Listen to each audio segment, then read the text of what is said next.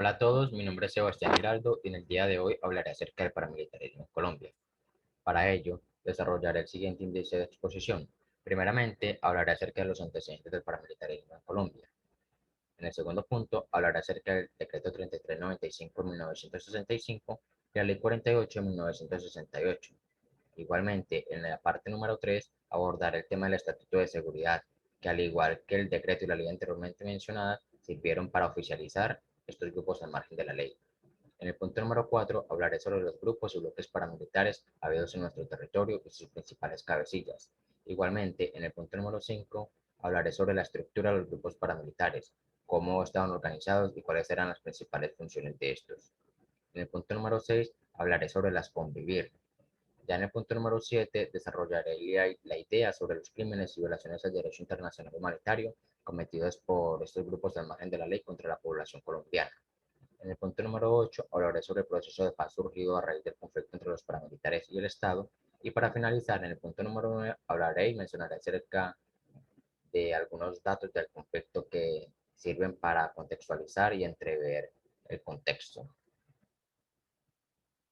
Algunos antecedentes del paramilitarismo son las guerras del siglo XIX, es decir, aquellas situaciones en las que debido a las situaciones de saqueo, de extorsión, los grandes latifundistas, los terratenientes en su defecto la corona, se vio en la necesidad de contratar a campesinos que conformaran ejércitos para proteger sus grandes posesiones.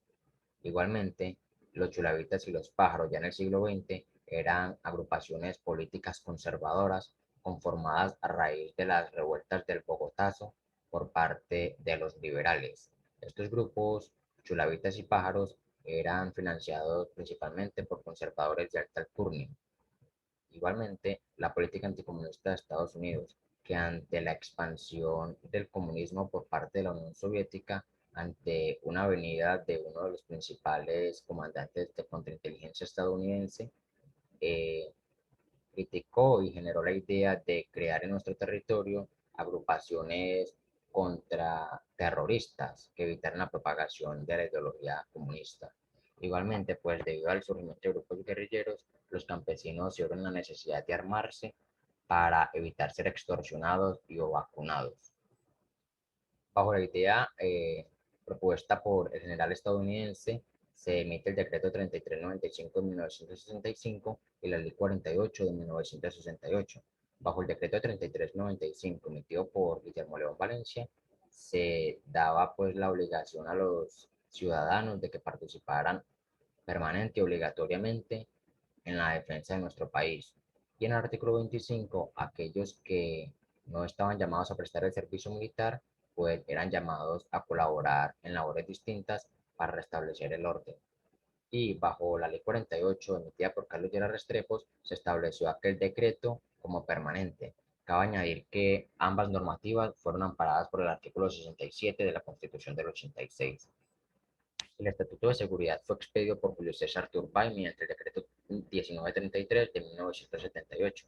Allí se fundamentaban las estrategias para combatir a los grupos guerrilleros y bajo este, los altos mandos de las Fuerzas Armadas crearon la llamada Alianza Americana Anticomunista, que daba dotación y adiestramiento a civiles que no tenían pues o no contaban con la presencia de fuerza pública en sus territorios debido a la recóndita ubicación en la que se encontraban. Algunos de los grupos y bloques paramilitares eran las autodefensas campesinas de Córdoba y Urabá, que como su nombre lo dice, operaban principalmente en estos departamentos y en Sucre. Sus representantes, sus cabecillas más sobresalientes fueron Salvatore Mancuso, Carlos Castaños y Vicente Castaño, quienes contaban con cerca de 16.000 integrantes paramilitares.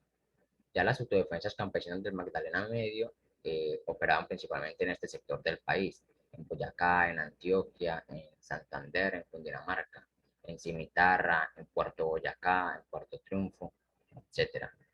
La Alianza Oriente era comandada por alias Cuchillo, quien tenía operaciones en Caquetá, en Guaviare, en Bichar.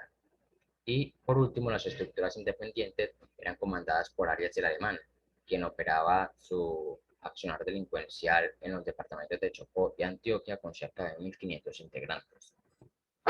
Dentro de las funciones de las estructuras de los grupos paramilitares estaba la función militar, que era aquella relacionada con el manejo de armas, con el patrullaje, con los guardaespaldas y con aquellas situaciones que tenían que ver con aspectos armamentistas.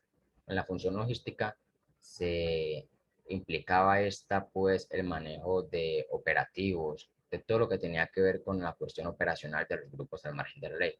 Igualmente, en la función política, los integrantes allí contenidos se encargaban de relacionarse con funcionarios públicos, con entidades oficiales, políticas, y que tuvieran una representación política dentro de la sociedad civil.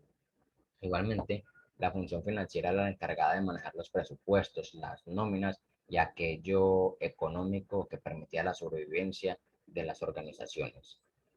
Las Convivir ya fueron un decreto emitido por César Gaviria Trujillo, que ante el apogeo tanto de los narcotraficantes como las constantes azotadas violentas de las guerrillas, dio la posibilidad a los ciudadanos de armarse y protegerse ante un eventual daño. Así pues, los paramilitares se escudaron en este decreto para armarse y en consecuencia se financiaban con el narcotráfico.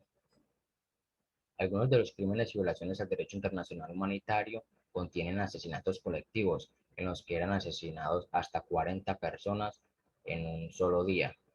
Igualmente, masacres en las que pues pueblos, líderes sociales, políticos eran asesinados en vista de no cooperar con la causa paramilitar. Igualmente, algunas personas eran víctimas y muchas personas fueron víctimas de las torturas, de mutilaciones con motosierra, con machete, de ser asesinadas por serpientes venenosas. Además, el desplazamiento forzado no era ajeno, pues a causa de las desestabilizaciones que los enfrentamientos generaban, debieron marcharse a otros lugares del país. Cabe destacar que según el Observatorio para la Memoria sobre el Paramilitarismo, los paramilitares generaron cerca de 4.000 masacres y asesinaron a cerca de 260.000 personas. El proceso de paz fue iniciado en San Rafael de Ralito en 2003 y finalizado en 2006. En este se desmovilizaron cerca de 18.000 combatientes y pues debido a la inseguridad y al vacío jurídico que este generaba, se impulsó la Ley de Justicia y Paz o la Ley 975 del 2005, que contenía y sigue conteniendo todas las normativas relacionadas a los desmovilizados, tanto guerrilleros como paramilitares. Cabe destacar que los soldados con nexos al paramilitarismo fueron juzgados bajo la Ley 728 del 2002. Así pues, cuando se impulsó esta ley, se desmovilizaron 30.150 paramilitares y en vista pues de que algunos jefes no cumplían lo acordado en los acuerdos, fueron extraditados a Estados Unidos. Algunos datos del conflicto son que el 58% de los integrantes de estas estructuras ingresaron allí por motivaciones económicas. Es decir, pues que los recursos económicos fueron un gran aliciente para que las personas accedieran o ingresaran a estas filas. Igualmente, el 55,8% indicó que había cursado algún nivel de educación primaria, el 33% algún nivel de educación de bachillerato. El nivel educativo se relaciona ampliamente con la inserción a estas organizaciones. De la misma forma, la edad de vinculación a los grupos paramilitares fue entre 16 y 29 años. 1.600 personas afirmaron que ingresaron siendo menores de edad, es decir, que la edad fue una de las principales causas por las que las personas accedían allí, principalmente por su poca autonomía y su ideal de conseguir las cosas de manera fácil. Es así pues que terminamos nuestra exposición. Espero haya sido de mayor agrado.